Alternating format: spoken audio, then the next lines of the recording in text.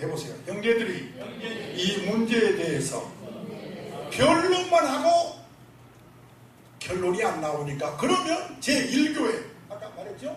무슨 교회? 그러면 예루살렘 교회에 우리 바울과 바나바를 보내자.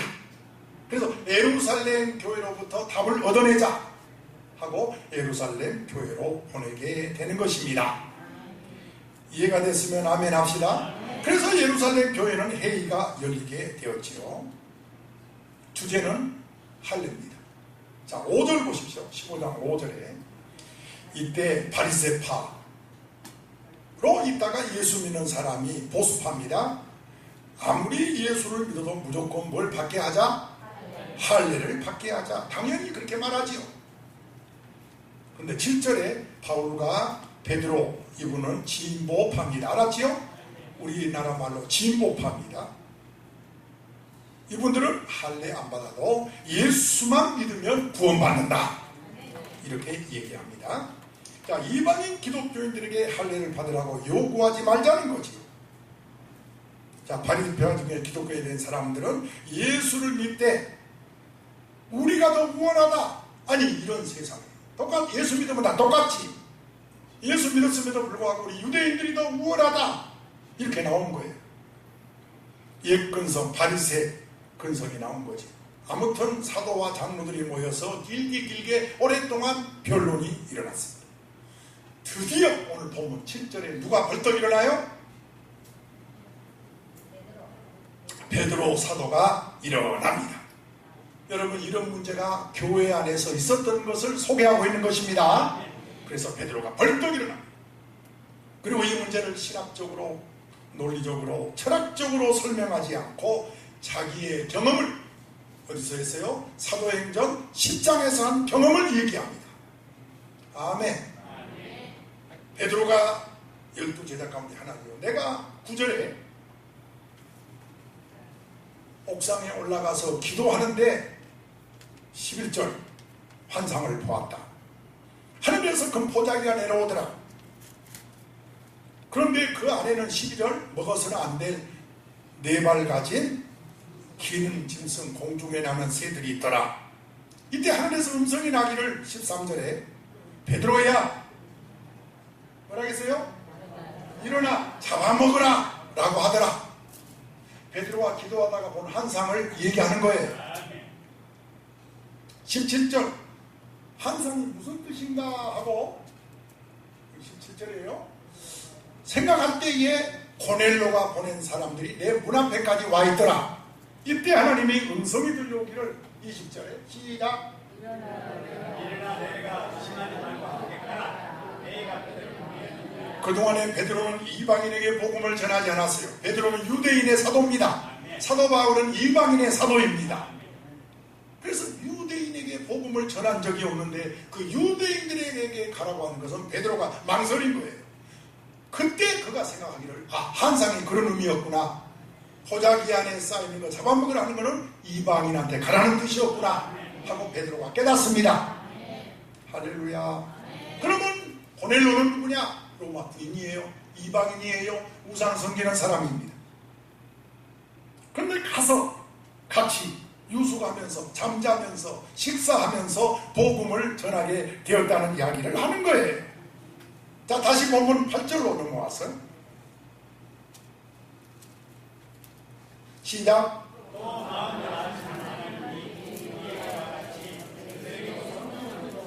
자, 고넬로에게 성령이 임했지요. 말씀을 전하는데 고넬로에게 성령이 임했다고 했습니다. 사도행전 10장에 기록이 되어 있어요. 그래서 내가 놀라운 것은 우리가 똑같이 이방인 고넬로에게도 성령을 주시더라. 자기 경험을 얘기하는 거예요. 성령이 역사하지 않고는 지금도 마찬가지. 제가 지금 말씀을 전하지만 성령이 역사하지 않고는 하나님 말씀을 절대로 들을 수가 없습니다. 알아들을 수도 없고 믿을 수도 없고 구원받을 수도 없어요. 그런데 성령의 역사로 이방인 고넬로가 구원을 받았다고 증거합니다. 더 중요한 것은 9절입니다. 오늘 15장 9절이에요. 할렐루야. 여러분 은혜 받는 모습이 너무 이뻐요. 이런 기회에 성경 보셔야지. 여러분 집에서 성경 잘 보지 않지 않습니까? 하나님은 저를 통해서 여러분이 성경을 통한 믿음이 반석 되기를 원하시는 거죠. 시작입니다. 9절.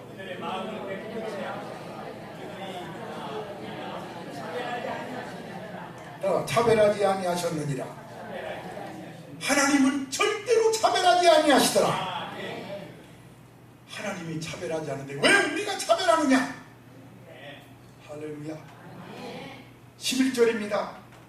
시작이요.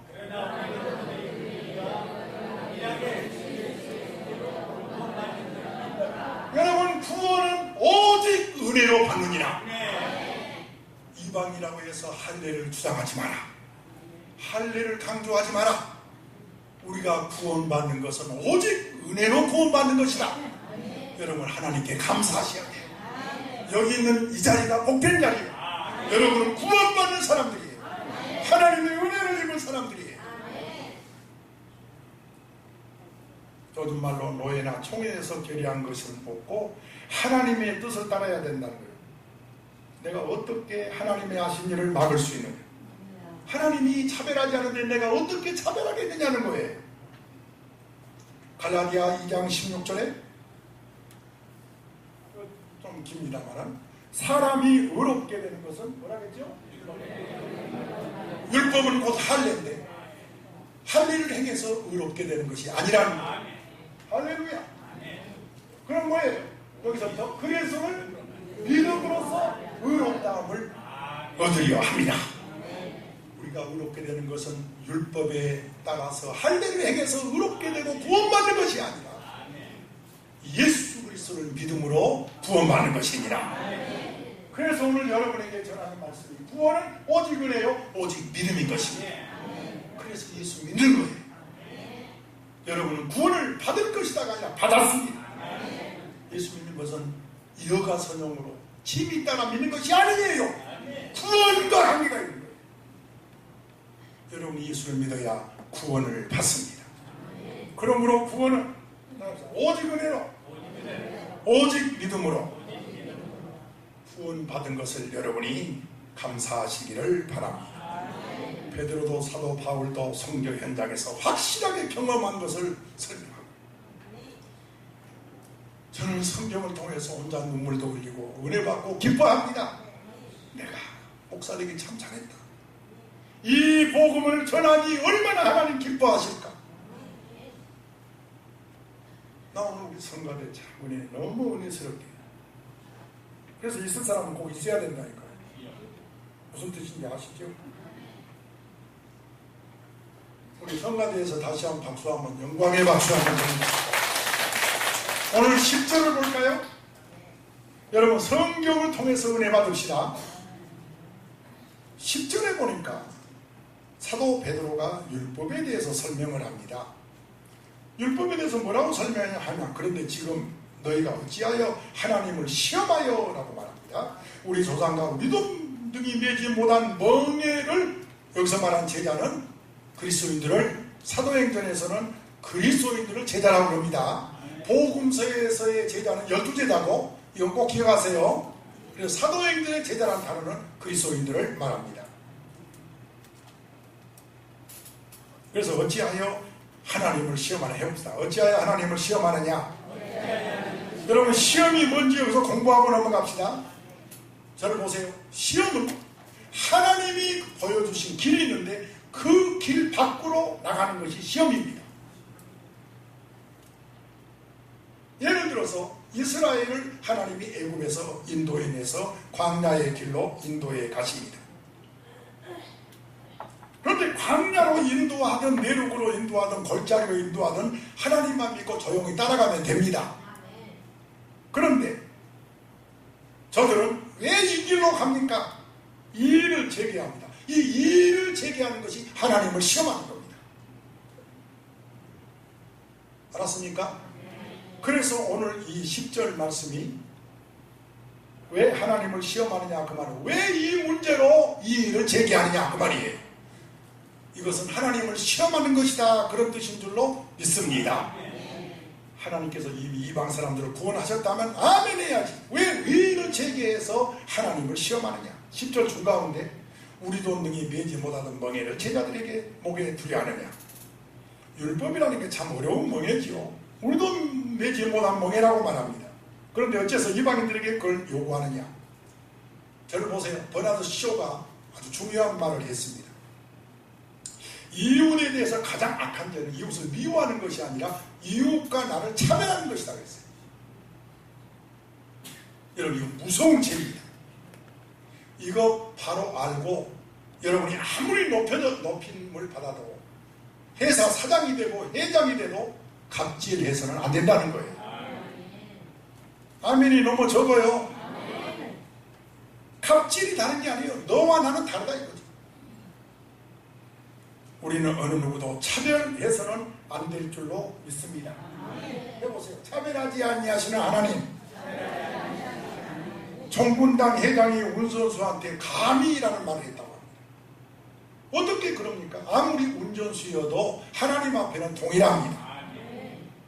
육군대장 부부가 공관병에게 차별했다는 뉴스를 듣고 우리는 괴로워했습니다. 절대로 예수를 바로 믿은 사람은 차별하지 않습니다. 따라서 성도는 세상 어떤 것보다 존귀한 존재입니다. 학력 필요 없어요. 예모 필요 없어요. 직업도 필요 없어요. 상관없이 성도는 존귀합니다. 왜요? 선택받았으니까요. 예수 믿고 의롭다함을 얻었으니까요. 아멘이 너무 적다니까요. 그렇지만 우리는 알아야 돼요. 지금 의롭다함을 얻었다고 해서 교만하면 안 됩니다. 근본을 알아야죠. 시편 103장 14절에 우리는 단지 따라서 해보세요. 먼지일 뿐이다. 이것은 기억하심이로다 라고 했습니다. 먼지는 히브리어로 아파르라는 뜻인데 흙이라는 뜻이에요. 더 원을 찾아가면은 인간을 만들 때 흙으로 만들었죠. 그래서 사람의 재료라는 뜻이에요. 인간이란 말을 영어 단어로 휴먼 그러는데 그 휴먼이라는 말이 어디서? 흙에서 왔어요. 라틴어 그 휴밀티 거기 원어의 뿌리가 겸손입니다. 성도는 존귀하지만 예수의 은혜로 의롭다함을 얻었으니까 먼지요 흙이를 알고 아브라함이 그랬죠. 아브라함이 뭐라 했죠? 창세기 28장 27절에서 티끌이라고 했어요. 자신을. 할렐루야. 오늘 우리가 이 사실을 안다면 교만할 이유가 하나도 없습니다. 따라 성도는 존귀하지만 근본은 흙이기 때문에 늘 겸손한 자세로 살아야지. 누구도 차별해서는 안 된다는 거예요. 우리 서로 인사합시다. 은혜 받으세요. 우리 모두는 같다는 사실을 명심도 명심하셔야 합니다. 제가 아침 새벽 예배 때도 그런 얘기 했지만 사람이 볼 때 조금 모자라다고 무시해서는 안 돼요. 우리는 하나님 앞에서 다 죄인이고 하나님 앞에 다 부족하고 우리 모두 믿음으로 구원을 받았습니다. 아내와 남편 사이가 불화하다면 무엇 때문일까요? 통계를 내보니까 많은 상담학자들이 부부싸움을 자주 하는 사람들을 이렇게 내보니까 알게 모르게 나는 본질적으로 너와 다르다. 우리 가문과 너희 가문은 다르다. 이 차별의식 때문에 싸운다. 알고 보면 너나 나나 똑같다. 이래야 부부가 행복하다는 거예요. 그러니까 너나 나나 행복하다. 다 죄인이고 다 부족하다. 이렇게 생각하시기를 바랍니다. 평등해야 돼. 오늘 본문에서 볼 수 있는 것처럼 초대교회 예루살렘에서도 이 차별의식이 있었어요. 이걸 뛰어넘어가야 교회가 부흥됩니다. 그렇다면 교회가 교회되려면 어떻게 해야 되느냐? 복음에 있는 줄로 믿습니다. 복음이 뭐죠? 예수 그리스도에 관한 이야기죠. 생명에 관한 이야기입니다. 십자가에 관한 이야기입니다. 하나님의 사랑에 대한 이야기입니다. 이 복음, 교회는 따라서 합시다. 노예까지도 형제라고 부르는 곳이다. 제가 그래서 인터넷 뒤져봤어요. 노예, 내가 알고 있는 노예, 옛날에 내가 알고 있는 노예, 뿔이라는 영화에 보면 노예가 나오는데 여러분 상상을 초월해요. 노예는 우리가 생각한 사람이 아니에요. 우선 옷을 입히지 않습니다. 신발을 시켜놨어요. 따로 방을 준다고요? 천만에 방이 없어요. 어디 사느냐? 짐승하고 똑같이 우리 간에서 사는 게 노예입니다. 언어를 가르치지 않습니다. 알아듣기만 합니다. 짐승하고 똑같았습니다. 그런 노예가 예수를 영접하니까 교회에 나옵니다. 교회에서 기독과 함께 먹습니다. 상상도 못할 일이 교회 안에 벌어집니다. 이게 로마입니다. 할렐루야. 그 로마가 이걸 보고 많은 노예들이 3분의 1 이상이 로마 시민의 노예였는데 다 예수 믿기 시작하니까 로마가 빨리 기독교 국가가 돼버린 거예요. 교회는 그런 곳입니다.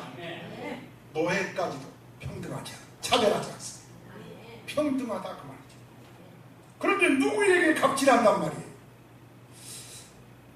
자, 오늘 7절 보시면 베드로가 하나님이 이방인들로 내 입에서 복음의 말씀을 들어 믿게 하려고 오래전부터 너희 가운데서 나를 선택하셨다.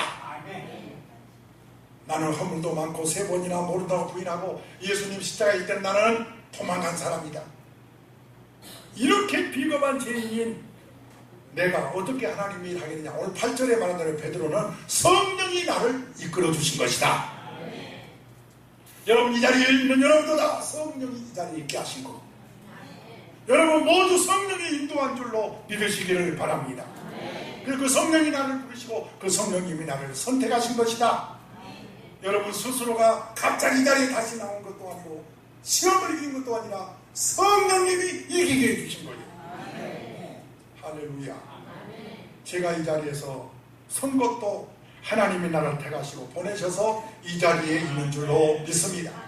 하나님의 말씀을 받는 여러분들도 똑같은 마음이어야 됩니다. 우리가 다 하나님 앞에 있습니다. 이런 마음으로 지금 설교를 들어야 돼요.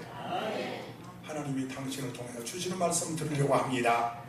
교회됨은 바로 여기에 있습니다. 아직도 하나님의 말씀을 들을 수 없는 자는 여기가 교회가 아니에요. 하나님의 말씀으로 들려지지 않으면 여기는 교회가 아니라 하나의 건물입니다. 강의실에 불과해요. 저는 제 앞에 있는 이 마이크를 볼 때마다 생각합니다. 예수님께서 이 땅에 계실 때 이 마이크가 있었더라 얼마나 좋았을까. 도대체 5,000명, 제가 2,000명 앞에서만 설교를 해봤는데요. 아직 5,000명 앞에서는 설교해 본 적이 없어요.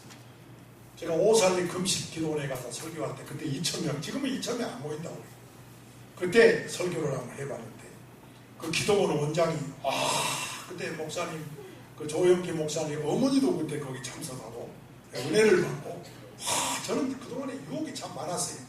어쩌다 설교 한 번 하면 그분들이 은혜를 받고요 막 저를 막 흔들기 시작하는 거예요. 같이 일하자고. 사랑하는 여러분, 그 5,000명 앞에 예수님이 마이크 없이 이야기할 때 몇 명이나 들었겠어요? 그러면 저는 이 마이크를 볼 때마다 감사하겠어요? 안 하겠어요?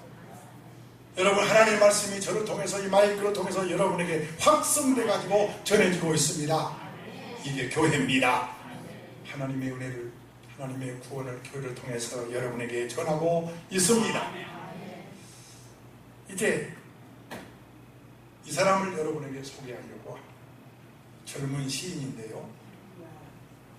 이분의 시가 제가 요즘 갑자기 시인이 될 것 같아가지고 많은 시를 요즘 읽고 있는데 허리가 아프니까 세상이 다 의자로 보여야 어디 말이요?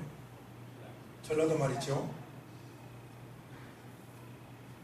꽃도 열매도 그게 다 의자에 앉아있는 것이어야 한번 해볼까요? 시작.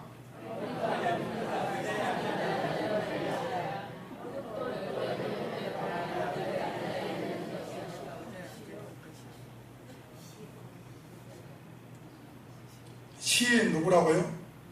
이정록 씨. 여러분 요즘 스마트폰 있잖아요. 여러분 딱 스마트폰 치면은 제목 의자 해가지고 이 시가 나와요. 같은 꽃을 보더라도 여자가 볼 때는 낭만으로 보인대요.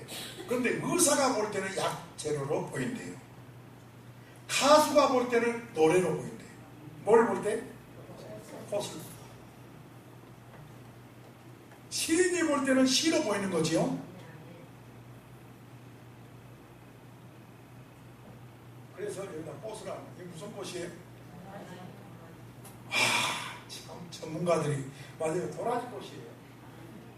자, 여자가 볼 때는 낭만으로 보인다니까요. 의사가 볼 때는 약재로로, 가수가 볼 때는 노래로, 시인이 볼 때는 이 십자가도 수학자가 볼 때는 무엇으로? 덧셈으로 보이지요. 그렇죠? 총잡이가 볼 때는 가늠쇠로 보여요. 가늠쇠로. 여러분 총 안 쏴봤어요? 가늠쇠에 십자가 딱 뒤에. 그러나 성도가 볼 때는 어디까지나 십자가입니다. 그 사람의 관심이 그 사람의 시각이란 뜻이에요. 허리가 아픈 사람의 눈으로 보입니다. 자, 꽃도 열개도 허리가 아프니까 세상이 다 뭘로 보여요? 아까 내가 교회를 오는데 우리 김미자 권사님이 오시면 아주 걸음을 잘 못 걸어요. 손을 꼭 붙잡고 한 5걸음 걸었나? 그런데 내 걸음에 맞추려다 보니까 아유 이러다가 숨 끊어지고 앉으세요. 우리 권사님 눈에는 모든 것이 다 뭘로 보여요? 나하고 걸어갑니다. 뭘 찾는 거예요? 의자를 찾는 거야. 앉아야 되겠다 이거죠. 허리 아픈 사람이 볼 때는 세상이 다 뭘로 보여요? 그래서 꽃 한 송이도 열매 한 송이도 다 뭐요? 의자에 앉아있는 것이요.